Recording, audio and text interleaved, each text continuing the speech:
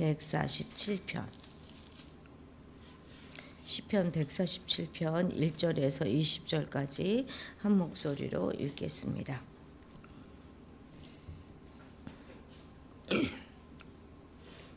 할렐루야, 우리 하나님을 찬양하는 일이 선함이요 찬송하는 일이 아름답고 마땅하도다.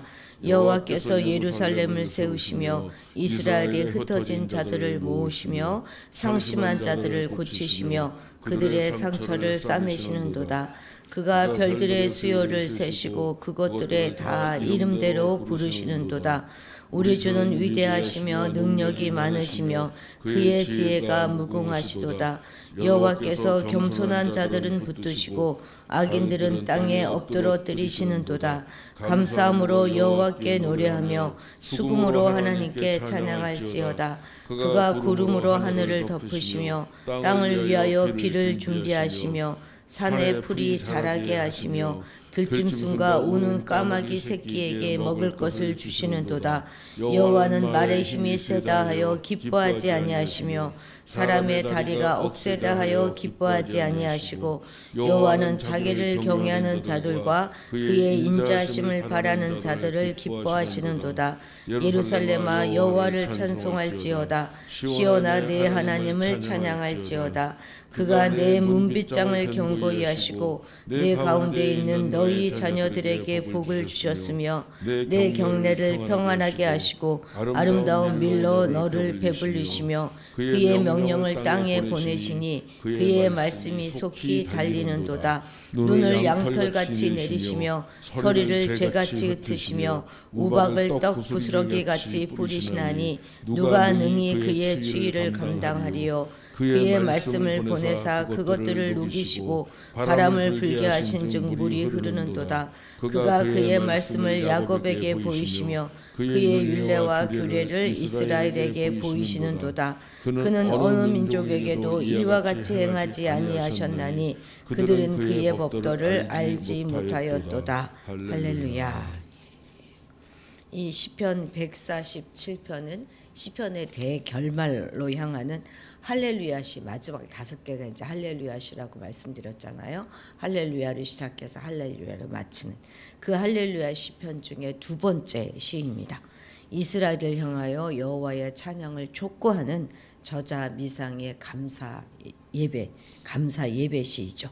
2절하고 13절을 이렇게 보시면 2절과 2절 여호와께서 예루살렘을 세우시며 이스라엘에 흩어진 자들을 모으셨다. 13절은 문빗장을 견고히 하시고 이런 표현들을 통하여서 이제 저작 배경을 알려주는 것인데 이스라엘 프로들이 돌아와 있고 문빗장이 견고하다 이런 표현들로 감안하여서 성벽 재건이 완공된 느헤미야 시대일 것이다 이렇게 추측합니다.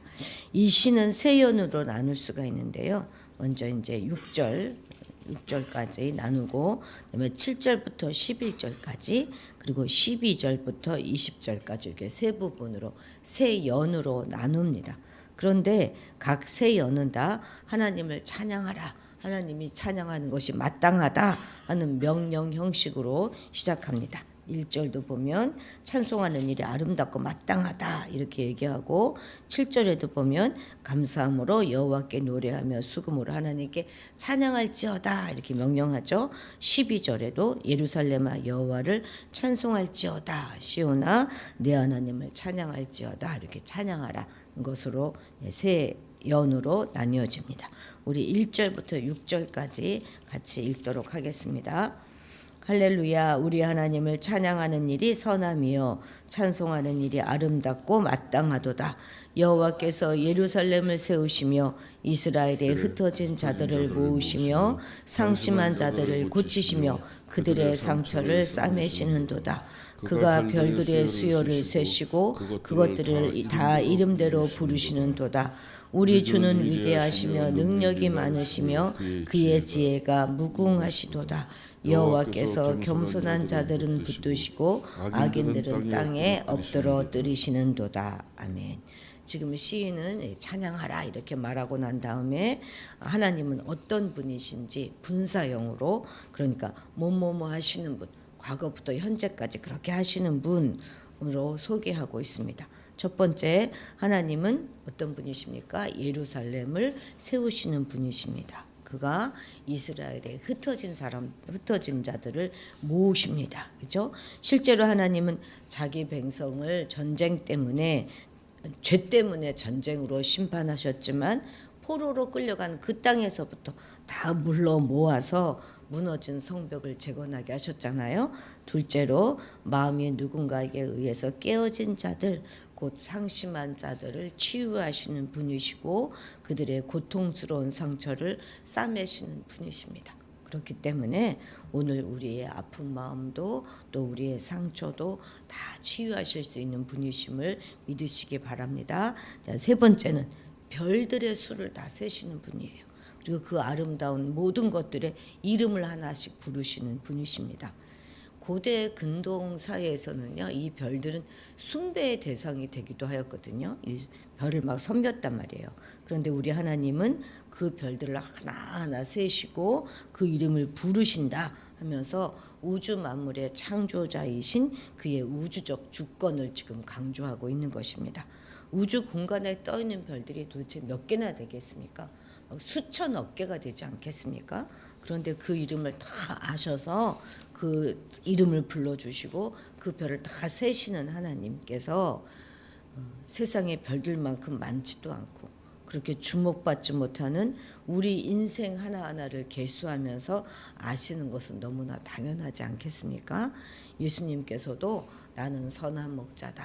나는 내 양을 안다. 이렇게 말씀하셨어요. 하나님의 관심은 그 많은 우주의 별이 아닙니다. 오직 바로 우리 한 사람 한 사람이라는 사실을 믿으시기 바랍니다. 네 번째, 우리 하나님은 위대하시고 능력이 아주 많으시고 그의 지혜, 곧 그의 지성 아주 무궁합니다. 여기서 지혜라고 말하는 거 이제 원어로는 태부나 이렇게 말하는데 예술적 기술을 포함해서 재능, 기질, 지적인 성격 이런 모든 걸 다 총망라하는 말입니다. 한마디로 말해서 지성과 예술적인 능력의 원조로서 하나님을 찬양하고 있는 것이죠. 다섯 번째, 여호와는 겸손한 자들, 정확히는 가난한 자들, 비천하고 비참한 자들을 돕는 분이시고 악인들을 끌어내리시는 분이십니다. 오늘날 우리 얼마나 이 말이 우리에게 위로가 됩니까? 그죠?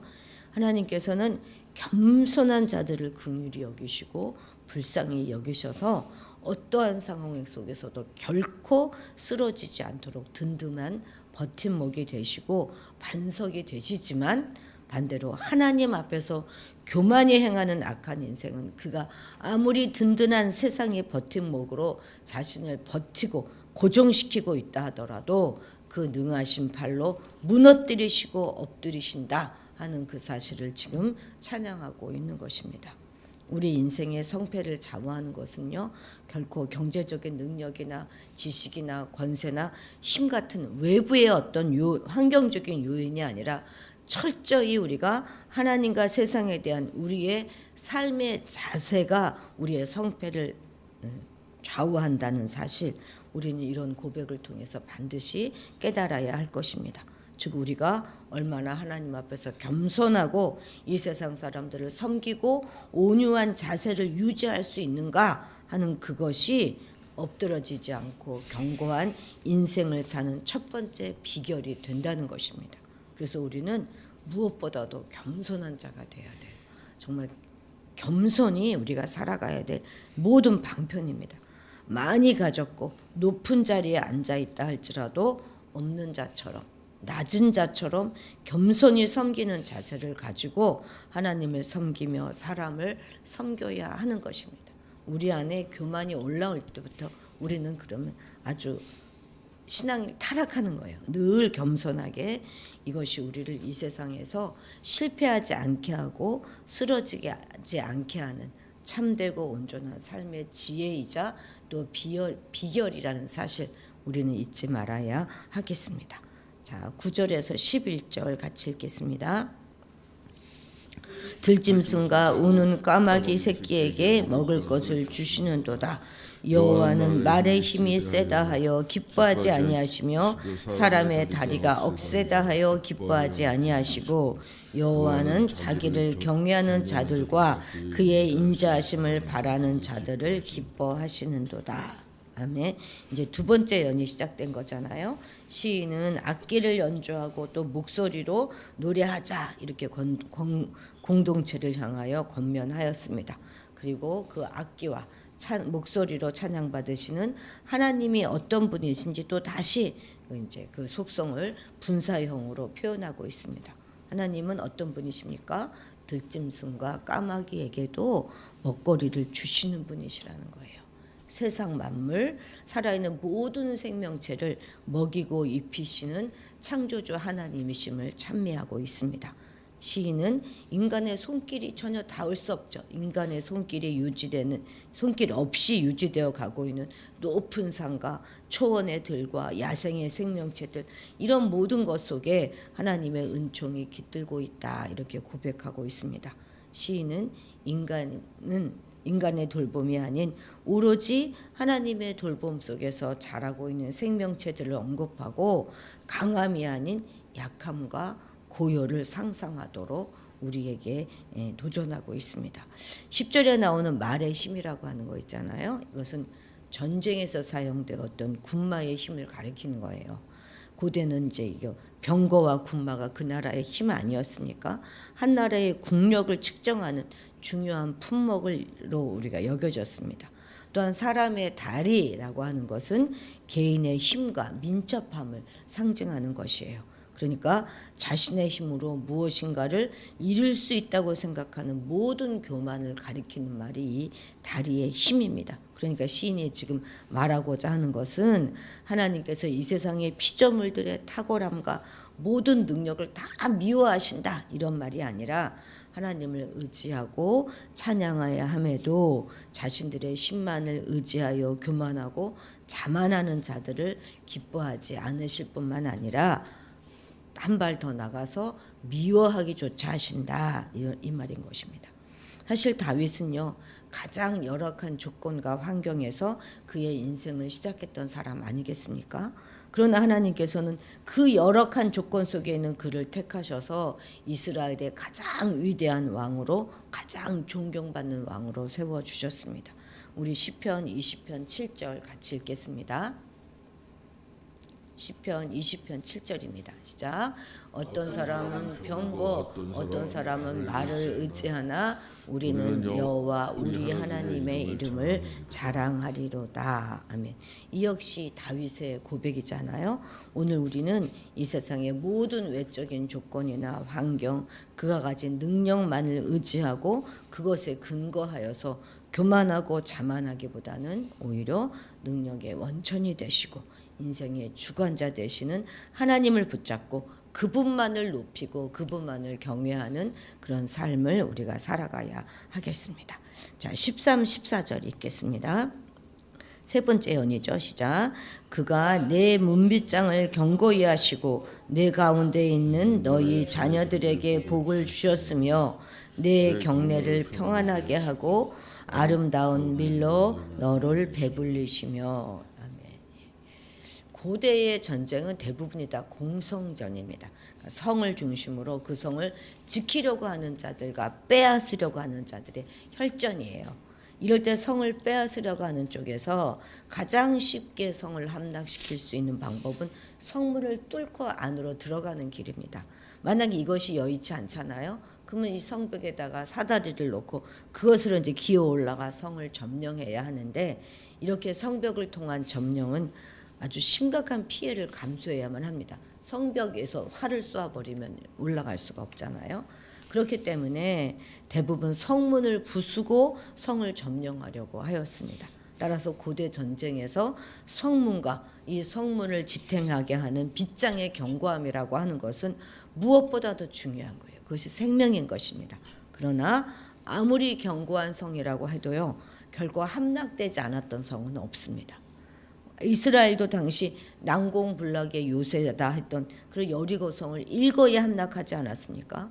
또한 대표적인 난공불락의 성이 어디입니까? 예루살렘 성이잖아요. 그 예루살렘 성 또한 이방인들에 의해서 침공당하고 점령당하고 말았습니다. 이것이 바로 인간이 만들어 놓은 성벽의 한계인 것이죠. 시간의 차이가 있을 뿐 결국은 점령돼요. 점령되지 않고 있는 견고한 성은 이 세상에 단 한 것도 없습니다. 그런데 또 반면에 아무리 허술하기가 그지없고 초라하기가 그지없는 성이라 할지라도 결코 점령할 수 없는 성이 있어요. 그것은 하나님께서 그 문빗장을 견고하게 하고 경내를 평안케 하신 그 성은 점령당하지 않습니다. 그것은 하나님께서 지키시는 성, 하나님께서 함께 하시는 성은 파수꾼으로 둘러싸인 성보다 더욱 안전하며 튼튼한 것입니다. 잠언 18장 10절 같이 읽겠습니다. 잠언 18장 10절입니다. 시작. 여호와의 이름은 견고한 망대라. 의인은 그리로 달려가서 안전함을 얻느니라. 아멘. 그렇습니다. 국가든 가정이든 우리 하나님께서 지켜주셔야 안보와 경제가 튼튼한 것입니다. 그렇게 물샐 틈 없이 나라를 지키고 미국이라는 나라가 국방이 얼마나 튼튼합니까? 얼마나 많은 정보와 기술들이 그 나라 가운데 있습니까? 그런 미국이라는 나라에서 9.11 같은 그런 대참사가 일어날지 우리가 어떻게 알았겠습니까? 하나님께서 지키시지 않는 한 우리나라의 미래 역시도 그 누구도 장담할 수 없는 것입니다. 참으로 요즘은 우리가 걱정스럽기가 짝이 없는 그런 시간들을 우리가 살아가고 있습니다. 이건 뭐 조만간 무너진다고 해도 하나도 이상할 것이 없는 그런 시기 아닙니까? 그런데도 하나님이 붙잡아 주시니 어찌됐건 우리가 평안히 자고 또 평안히 일어나고 있습니다. 우리는 정말로 온전히 이 하나님을 의뢰하면서 이 나라의 안정과 발전을 위해서 평안을 위해서 하나님께 늘 기도해야 하겠습니다. 오직 하나님의 손 안에 들어가게 될 때에 우리의 개개인의 삶은 물론이거니와 가정의 삶, 이 국가의 안위도 다 보장될 것이고 하나님의 이끄심으로 더욱더 견고하고 형통한 길로 나아가게 될 것입니다. 찬양은 단지 우리의 영을 돋우고 그리고 울적한 마음을 달래기 위해서 하는 그런 노래가 아닙니다.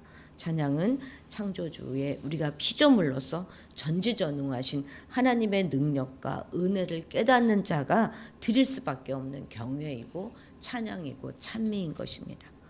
오늘 시인은 3번에 걸쳐서 하나님에 대한 찬양을 우리에게 촉구하면서 우리가 하나님을 찬양하지 않을 수 없는 분명한 이유들을 제시해주고 있습니다. 이는 바꿔 말하면 하나님과 하나님의 행적에 대한 분명한 이해와 확신을 가진 자만이 하나님께 찬양할 수 있고 하나님을 예배할 수 있다 하는 말이기도 한 것이죠.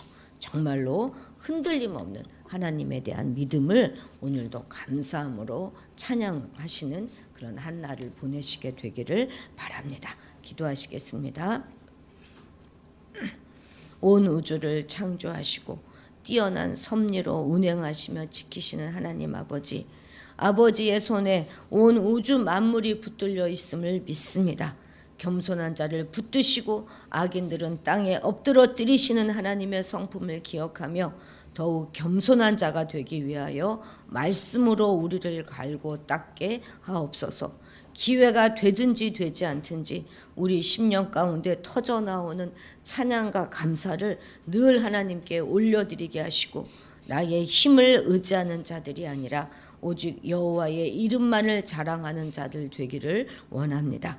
이 나라를 지켜주셔서 전쟁의 위험과 악의 괴계를 막아주옵소서. 공산주의 세력이 무분별하게 자신들의 이익을 위하여 여러 가지 법들을 개정하고 국민들을 개돼지 취급하고 있는 작금의 사태 가운데 하나님만을 의뢰하오니 교만하고 오만한 자들을 하나님 심판하여 주시고 악인들은 결국 땅에 엎드러뜨려 주심으로 오직 하나님만이 이 땅의 주인 되심을 만방에 선포하여 주옵소서. 눈앞에 보이는 작은 이익에 우리의 신앙을 팔아버리는 어리석은 자 되지 않게 하시고 오직 하나님만 의뢰하는 우리가 되게 도와주옵소서. 감사드리며 예수님의 이름으로 기도드렸습니다.